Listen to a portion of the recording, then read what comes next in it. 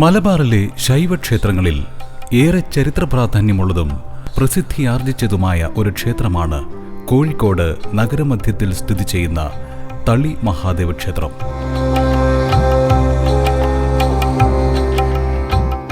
പുരാതന കേരളത്തിലെ 108 ശൈവക്ഷേത്രങ്ങളിൽ പറയുന്ന 4 തളിക്ഷേത്രങ്ങളിൽ ഒരു തളിയാണ് ഈ ക്ഷേത്രം.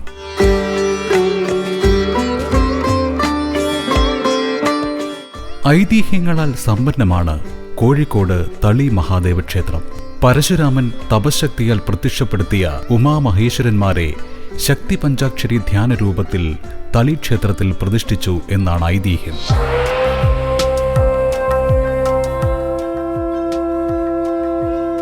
ദർശന സാഫല്യം തേടി തന്റെ സവിധത്തിങ്കലെത്തുന്ന ഭക്തജനങ്ങൾക്ക് അഭയവും ആശ്വാസവുമേകി വാണരുളുകയാണ് മഹാദേവൻ തളി ക്ഷേത്രത്തിൽ.